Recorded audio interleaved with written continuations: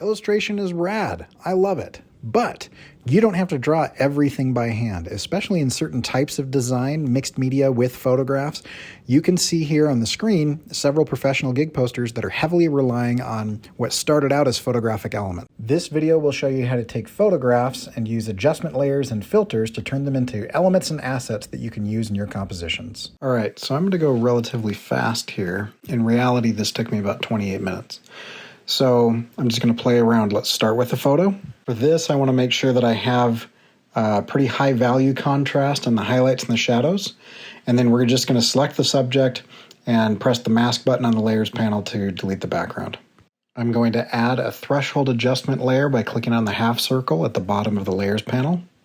We want to use adjustment layers here and not editing the actual layer itself because it's non-destructive, because we're going to make a lot of edits and some different things. And so you'll see here as I'm sliding this midpoint to the left and to the right of the histogram that it's revealing or showing more or less of those highlights and shadows.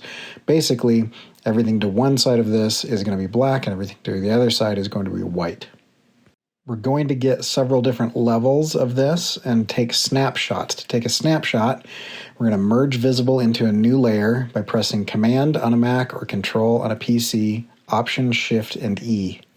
So if you press Command, Option, Shift, E, it'll merge everything, but put that into a new layer on top of everything else. With our new layer selected, we're going to jump over to the Channels tab and click on Blue, and then hit the Selection button at the bottom of that panel. Jump back over to your layers panel, go back down and hit that half circle, and this time we're going to do a solid color adjustment layer. The selection that we have will create the mask on that solid color adjustment layer. Invert that mask by pressing Command I, hide those layers, jump back over to threshold, and let's adjust the threshold by double clicking on that little thumbnail there, and we're going to get a new kind of layer after this. Go through the same process again, jumping to channels, selecting blue, select, jump back to layers, create a new solid color adjustment layer, invert the mask. And we'll do that another time. Now we have 3 of these, and you can go in and use opacity, and you can change the blending modes to multiply, color burn, color dodge, whatever you want there, and kind of blend these while double clicking on the color portion of that, and you can change the colors. Taking those 3 layers, you can zoom in on just the eye, kind of align things, change up the colors, and you've got a number of different posters that you can get from that. Okay, let's just work on the eye and start from a photo. Command U will bring up your hue saturation menu. Command Shift U will automatically desaturate a layer or make it black and white. With our new black and white layer, we're going to go to Filter, Pixelate, Color Halftone, and that will pull up this menu. There are 2 things that you need to deal with in this menu. The first is change all of the channels, 1, 2, 3, and 4, to the same number. I just used 32. The max radius is going to give you the biggest size of dot. And then the dots are going to give you the value. And so when something gets darker, the dot will get larger. When it gets brighter, the dot will get smaller. And so if you want larger, chunkier dots, you'd put a bigger number there. If you want smaller, more fine dots, you'd put a smaller number there. Press OK. If you convert the layer to a smart object by right-clicking and pressing Convert to Smart Object before you apply the filter, then the filter will be non-destructive. So in this case, I can double-click on this, and it'll bring this menu back up, and I can make an adjustment. With our new smaller dots, I'm going to use the Magic Wand tool, uncheck Contiguous, and just select all of the black. Then I'm going to go back and create a solid color adjustment layer.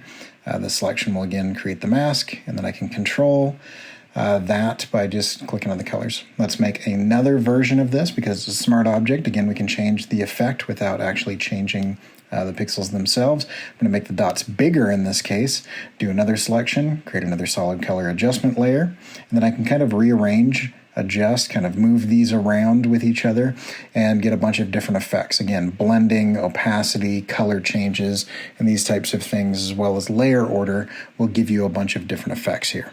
I'm going to continue to adjust and play with this, changing the colors, the layer order, the blending, and the opacity, occasionally shifting things. Now let's bring back those other layers that don't have this halftone effect on it, and I've shifted them so that there's some offset, and I'm going to continue to play with these for a minute.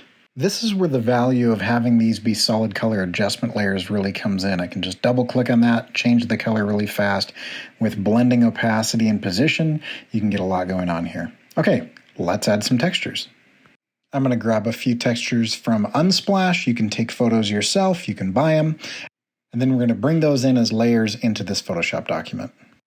Okay, let's bring this one to the top, Command-Shift-U to make it black and white, and do a threshold layer adjustment on it. On this new layer, what we're going to do is on the mask, we're going to choose a brush, and we're going to knock out the middle of that by painting black into the middle of this mask. You can add additional brushes by going to the brush menu, clicking on the hamburger in the upper right-hand corner of that menu, choosing Get More Brushes. That will take you to a website where you'll log in with your Adobe account, and Kyle Webster has made a number of great brush sets there. Download any of those that you like, then go back, open up your brush menu, go Import Brushes, and import those. This same process can be done with custom brushes as well that you pay for. There are a lot of great brushes out there. You download them, they'll come in an ABR format, and then you would import those brushes by going to the brush menu and the hamburger menu inside the brush menu and going Import Brushes. Then those brushes show up in this menu. Okay, I'm just going to paint on the mask a little bit with a couple different brushes, and once I've done that, let's bring in a paper texture. Make it black and white, and do a threshold layer adjustment on it. Use some more Kyle Webster brushes that come free with your Adobe subscription. Once I've got a nice vignette there, I'm going to use that channel selection to create another solid color layer adjustment. And because these are adjustment layers, they're non-destructive, meaning I can continue to double-click and change the colors, blending, opacity, and it doesn't permanently alter anything. It can always be changed, and continuing to kind of play with it and mess with it. Now let's bring on our third and final texture. Scroll through some blending modes to get an idea of which one we want to choose. Command-U to bring up the hue saturation menu, mess with that a bit. Then let's go to the Edit menu and choose Puppet Warp to kind of adjust where those lines are. I'm going to make this hole bigger in the middle and anchor things on the corners so they kind of stay there. Hit the checkbox to commit that. Let's hit Command-L to do a levels adjustment, another hue saturation adjustment, add another solid color adjustment layer, this time with black, and I'm going to use different heavily textured brushes to paint into the center. I'm painting black into the center of that mask so that it reveals or hides the color and reveals what's underneath. Using X to toggle between my foreground and my background color, I can hide and show as I paint with these brushes.